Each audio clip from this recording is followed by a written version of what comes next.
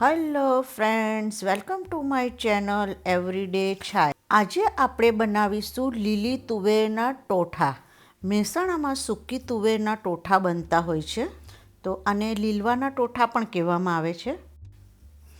શિયાળામાં ફ્રેશ તુવેરના દાણાથી ખૂબ જ સરસ એવા ટોઠા બનશે. તો ચાલો શરૂ કરીએ. તો આ માટે મેં કુકરમાં લગભગ 1 વાડકી જેટલા એકદમ લીલી તુવેરના ફ્રેશ એવા દાણા લઈ લીધા છે અને એમાં આપણે થોડું પાણી ઉમેરી લઈશું, થોડું મીઠું ઉમેરીશું એમાં આપણે, અને એકદમ ઓછો પિંચ જેટલો આપણે એમાં ખાવાનો સોડા ઉમેરીશું. ખાવાના સોડાથી આપણા લીલવા એકદમ ગ્રીન રહેશે. આપણે કુકરને બંધ કરી અને એની 3 વિસલ બોલાવી લઈશું. આપણા દાણા બરાબર બફાઈ ગયા છે. એક કઢાઈમાં આપણે તેલ મૂકી અને તેલ ગરમ થાય એટલે આપણે એમાં રાઈ ઉમેરી દઈશું. રાઈ તતડવા આવી ગઈ છે, તો હવે આપણે એમાં થોડું જીરું ઉમેરી દઈશું. જીરું ચટકે એટલે થોડી હિંગ અને સૂકા લાલ મરચાં ઉમેરી દઈશું. અને મેં એમાં એક ઝીણો ઝીણો ચોપ કરેલો કાંદો ઉમેર્યો છે અને એમાં ગ્રેટેડ એક આદુનો ટુકડો અને મેં લીલા મરચાંને ઝીણા ઝીણા કટ કરી નાખ્યા છે તે આપણે એમાં ઉમેરી દઈશું. થોડું આપણે ઝીણું ઝીણું સમારેલું લસણ ઉમેરી દઈશું અને એને આપણે થોડીવાર સાતળતા રહીશું.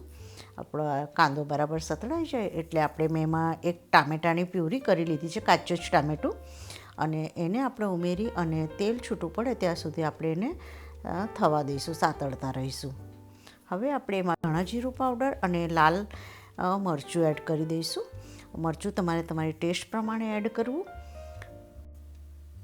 આપણે એને થોડીવાર થવા દેવા પછી લીલું ઝીણું સુધારેલું લસણ અને લીલા ધાણા ઉમેરી લઈશું અને આપણા જે દાણા આપણે બાફીને તૈયાર રાખ્યા હતા તે આપણે એમાં ઉમેરી લઈશું અને થોડું જરૂર પ્રમાણે આપણે એમાં પાણી ઉમેરી લઈશું. તમને જે રીતે રસો જોઈએ એ રીતે તમારે એમાં પાણી ઉમેરી લેવું અને આપણે એને થોડું ઉકળવા દઈશું.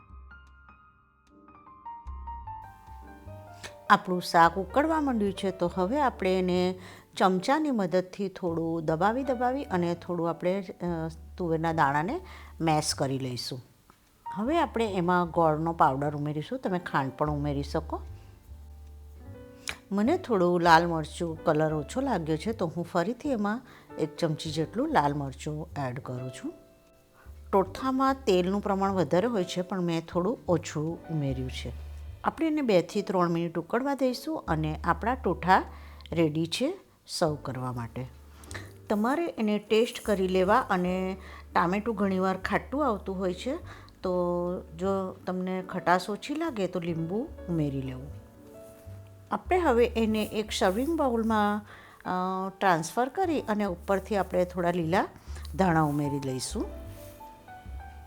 આપણે એને એક પ્લેટમાં થોડા ટોઠા ઉમેરી દઈશું અને એની ઉપર આપણે ઝીણા ઝીણા સમારેલી ડુંગળી અને લીલા ધાણા ઉમેરી, અને મારી પાસે તીખી અને મોરી બંને સેવ છે, તો આપણે એના પર થોડી સેવ પણ ઉમેરી લઈશું અને એને સર્વ કરી દઈશું. તમે એને રોટલી, ભાખરી કે પછી બ્રેડ જોડે એન્જોય કરી શકો. Thank you for watching my channel. અને જો તમને મારી રેસિપીઓ ગમતી હોય તો પ્લીઝ સબસ્ક્રાઈબ માય ચેનલ.